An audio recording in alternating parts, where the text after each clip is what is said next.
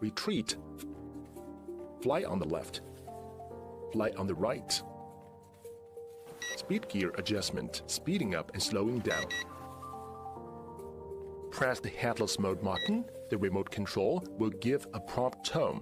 Starting headless mode. Press again to cancel the mode. Click the remote control video button to record video. And click the photo button to take photos. Open the album to view the recorded content. Waypoint flight. In GPS mode, open the app map, draw the flight waypoint, and the UAV will fly automatically according to the waypoint. Encircling flight. After determining the encircling center point, control the surround radius with the remote control, and the aircraft will fly around the center point. Following flight.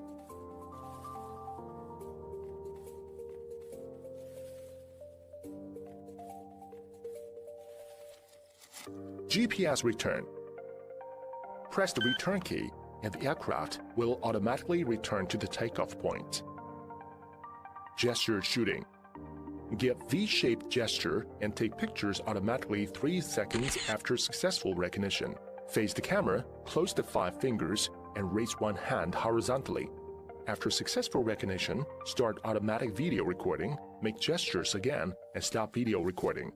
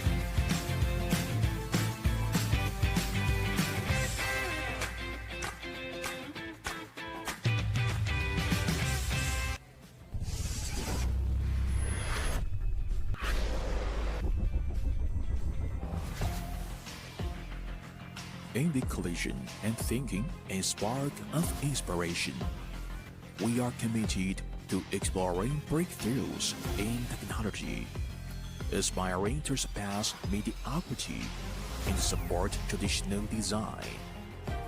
We innovate every detail so that exclusive user experience can be provided, ensuring the highest product value.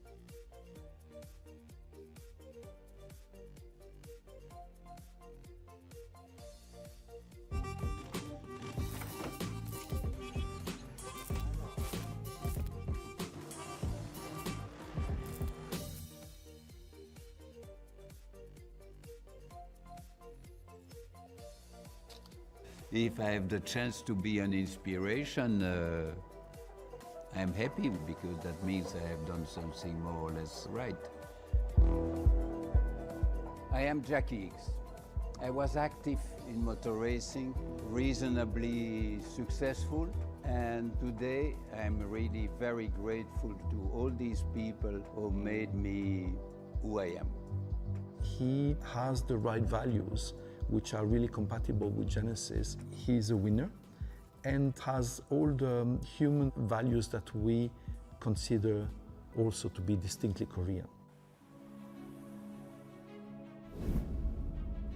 There is an heritage of tradition. The human aspect is the most important part. There is a soul in the project. Genesis, it's an attitude, it's a spirit, an ambition to be not one of the best. Sonnim is to treat the people who enter in your house as guests. That's the way I felt entering the group. It's all his fault.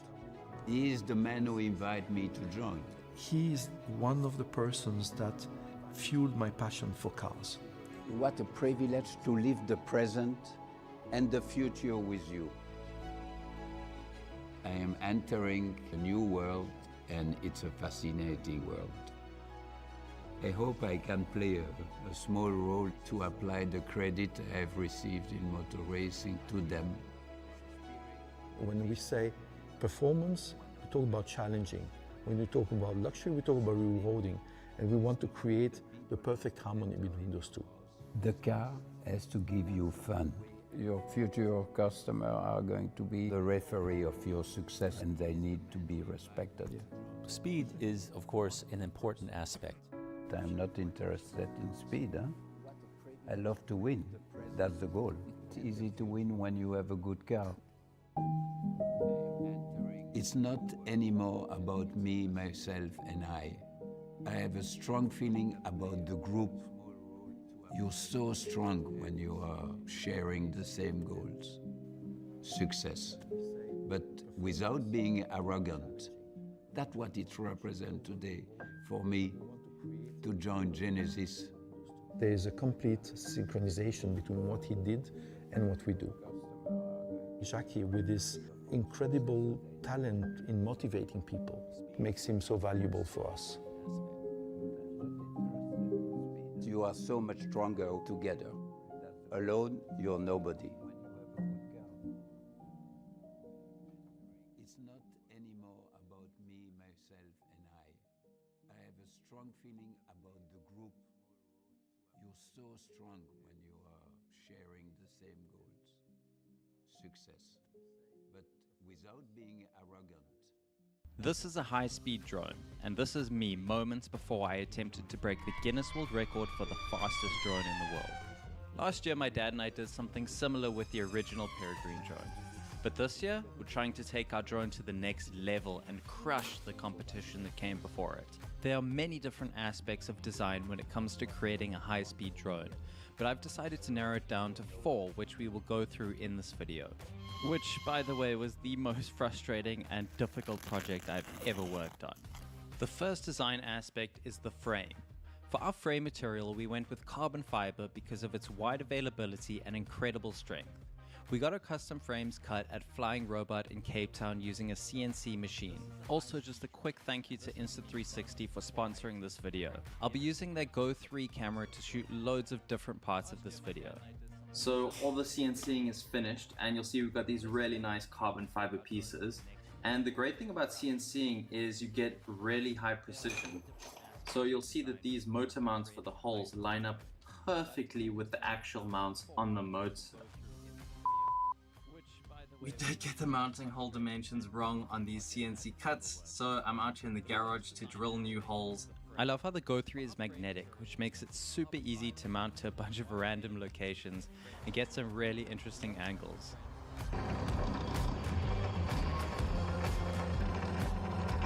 The second design aspect is the powertrain. This is obviously an incredibly important part of the drone because it's what pushes it through the air. Using the darts we gathered from Peregrine 1, I was able to select the ideal motors, propellers, and batteries to use for Peregrine 2. This year the theme is simply bigger is better. Now it's time to do a bench test with all of our chosen components. And yep, on our very first bench test we had our first fire of the project. And the first time we got smoke, it actually came from one of the batteries. And I was so certain that this battery must just be a dud that we ran the tests again and another battery smoked. So clearly that isn't the case. I've actually taken the battery apart here to see what happened. And as you can see, here's the burnt portion. It just carried so much current that it got so hot and couldn't handle it that it just broke apart there. So I've opened the second battery here and you can see it's failed in the exact same spot as the first battery. We ran the thermal camera on these batteries and found they were getting above 130 degrees Celsius. Way too hot, so no wonder they were popping. Just a reminder, you can't always trust companies' claims about what their products can handle. After trying to work around the heat for weeks, we managed to get new batteries and thankfully these stayed below 80 degrees Celsius at full power draw. With our batteries not cool enough to fly, we found another issue. Our motor wires were getting suspiciously hot during full load. Eventually, during one of our bench tests, the motor wires even burst into flames. Order now. Property Finder has more homes available. Everywhere you look. In every community. At every price range. With more and more arriving every day. Property Finder. Find every home here. So as we have now very dramatically learned, the wires that come installed with the motors are not quite thick enough for our application. So what I've done here is I've got a little experiment and I've got the original wires, then I've got one thicker and one more thicker.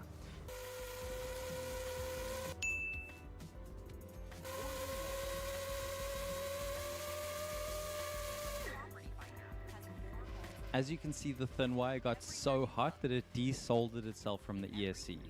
Clearly too thin, so we opted for the wire with medium thickness. Now that we had dialed in our powertrain for the drone, it's time to move on to the third aspect of high-speed drone design, the aerodynamics, starting with stability. So one of the big problems we had with the first drone was instability when it was going at really high speeds. So what we've done now is we've actually created this little half-scale rough model of the new design, and we've got detachable tails on the end of the drone. So on here's the short tail, and then we've also got a longer tail. And to record the testing, I'm going to attach the Go 3 to the car so that we've got really good footage to analyze the tests later. By allowing the model to spin around the center of gravity, we were able to check if the center of pressure is behind the center of gravity to get an inherently stable shape. It turned out to our surprise that neither the short nor the long tail was stable. The drone kept settling on this weird angle. So we played around with some fins on the back, which seemed to provide enough force to keep the drone pointing straight. We then further refined the model and tested more fin sizes to create our final shape. This left us with an outer shell that we knew would provide stability and a low drag coefficient. My dad drew up the model and then we 3D printed and assembled it. So I'm finally finished putting the drone all together, and we've got the finished model over here. As you can see, it is quite a lot larger than the version 1. So we've just come out to this field and we're just gonna do some test flying, give it its maiden flight.